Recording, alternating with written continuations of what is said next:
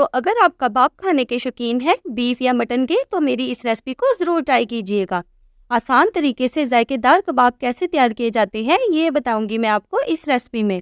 बिस्मिल्लाहिर्रहमानिर्रहीम, अस्सलाम वालेकुम। मैं हूँ सबा और वेलकम करती हूँ आपको खाला बांजी पकवान में। तो मैं आपसे शेयर करूंगी झटपट से बनने वाले बीफ रेशा कबाब, जिसे बनाकर आप फ्रीज भी कर सकते हैं। घर में दावत हो या शाम की चाय हो, ये रेसिपी आपको बेहद पसंद आएगी इंशाल्लाह। तो रेसिपी को लाइक ज़रूर कर दीजिएगा और खाला बांजी पकवान को सब्सक्राइब करना ना भूलिएगा, ताकि मेरी हर आने वाली वीडियो का नोटिफिकेशन सबसे पहले आपको मिले। तो चलें फिर रेसिपी स्टार्ट कर लेते हैं। बिस्मिल्लाहिर्रहमानिर्रहीम। तो रेशेदार शामी कबाब बनाने के लिए हम सबसे पहले मसाला तैयार कर लेते हैं। 1 चम्मच साबुत धनिया चाहिए, 6 से 7 लौंग चाहिए, 5 छोटी इलायची चाहिए, 1 बादियान का फूल चाहिए, 1 दालचीनी की स्टिक चाहिए, 2 बड़ी इलायची चाहिए, हाफ टी स्पून काली मिर्च चाहिए, 1 चम्मच सफ़ेद ज़ीरा चाहिए, जायफल का छोटा सा पीस चाहिए और 4 से 5 गोल लाल मिर्च चाहिए। अब किसी भी जार में तमाम मसालों को ग्राइंड कर लेंगे। मसालों को पीसने की वजह से हमें साबित मसालों की पोटली की ज़रूरत नहीं होगी। 300 ग्राम बोनलेस बीफ लिया है। 200 ग्राम चने की दाल लेंगे, जिसे हमने आधा घंटा पहले भिगो दिया था। रेशेदार शामी कबाब झटपट तैयार करने के लिए अब हम प्रेशर कुकर में 2 चम्मच ऑयल डालेंगे। 2 चम्मच अदरक लहसुन का पेस्ट शामिल करेंगे। इतना फ्राई कर लेंगे जब तक अदरक लहसुन का कच्चापन ख़त्म नहीं हो जाता। उसे 3 मिनट तक अदरक लहसुन के पेस्ट को फ्राई कर लेने के बाद अब हम 300 ग्राम अच्छे से धुला हुआ बीफ शामिल करेंगे और बीफ का कलर चेंज होने तक फ्राई कर लेंगे। ये देखिए माशाल्लाह से हमारे बीफ का कलर चेंज हो चुका है। अब हम 1 चम्मच सब्ज़ मिर्च का पेस्ट शामिल करेंगे और मज़ीद 3 से 4 मिनट के लिए फ्राई कर लेंगे। अब हमने जो खुशबूदार सा शामी कबाब का मसाला ग्राइंड करके रखा था वो बीफ में शामिल कर देंगे। 1 चम्मच सुरख मिर्च पाउडर शामिल करेंगे, हाफ टी स्पून नमक शामिल करेंगे, अच्छा सा मिक्स कर लेंगे। अब हम हाफ टी स्पून हल्दी पाउडर शामिल करेंगे, 2 चम्मच पानी शामिल करेंगे ताकि हमारा मसाला है वो जले नहीं और अच्छे तरीके से भून जाए।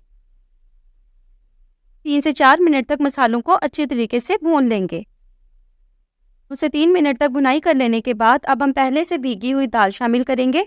आपने दाल को बस आधा घंटा पहले भिगोना है, 3 या 4 घंटे पहले नहीं भिगोना। ये ना हो कि हमारे बीफ गलते गलते दाल का हलवा ही बन जाए।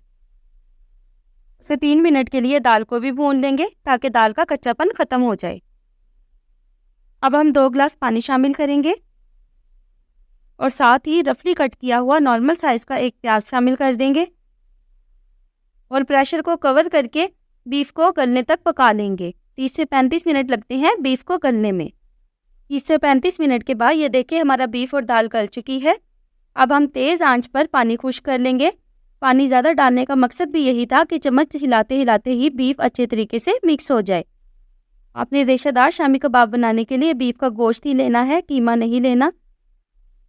गोश्त की वजह से हमारे कबाब जो हैं वो रेशेदार बने। हम मधानी ले लेंगे जो साग और हलीम को कोटने के लिए इस्तेमाल होती है। इस मटेरियल को आपने चॉपर में नहीं डालना, वरना रेशेदार कबाब नहीं बनेंगे। अगर जायकेदार रेशा कबाब चाहिए तो थोड़ी सी मेहनत तो करनी पड़ेगी। अब 5 से 6 मिनट के लिए अच्छे तरीके से चम्मच हिलाते हिलाते हमने बीफ के रेशे रेशे कर लेने हैं और दाल को भी अच्छे तरीके से बीफ के साथ मिक्स कर देना है। देखिए माशाल्लाह से हमारा रेशेदार कबाब का मिक्सचर रेडी है, बिल्कुल स्मूथ होना चाहिए। अब हम इस मिक्सचर को ठंडा करने के लिए किसी बाउल में निकाल देंगे। माशाल्लाह से हमारा मिक्सचर ठंडा हो चुका है। अब हम इस मिक्सचर में मज़ीद लवाज़मात शामिल करेंगे। इसमें खूब सारा कटा हुआ धनिया शामिल करेंगे।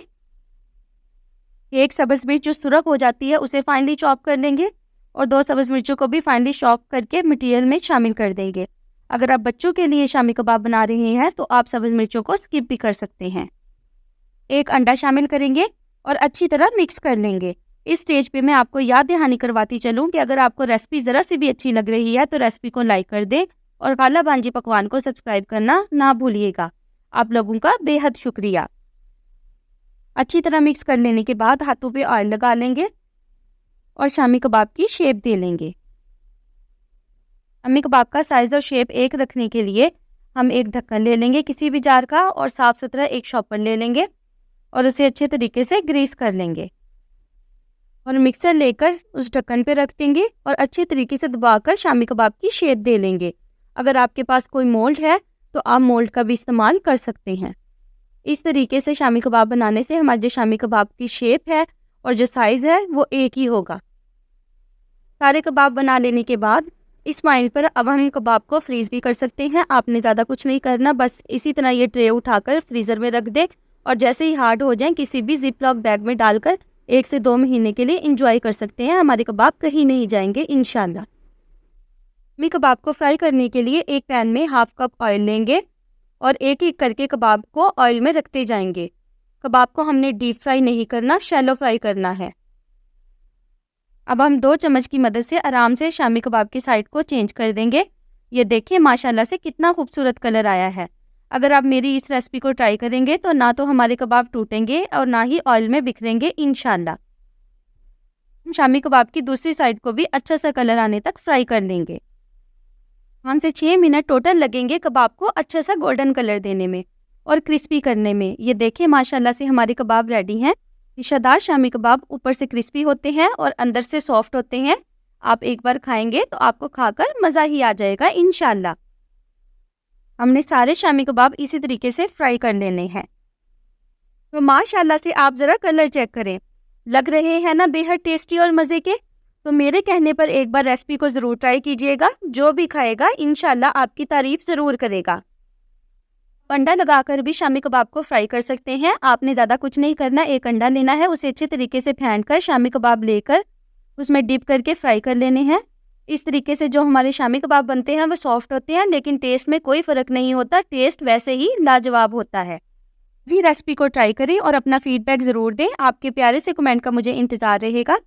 रेसिपी अच्छी लगी हो तो लाइक कर दीजिएगा और खाला बांजी पकवान को सब्सक्राइब करना ना भूलिएगा। फ्रेंड्स और फैमिली में शेयर कर दीजिएगा। अपना बहुत सारा ख्याल रखिएगा। टिल देन अल्लाह हाफिज़।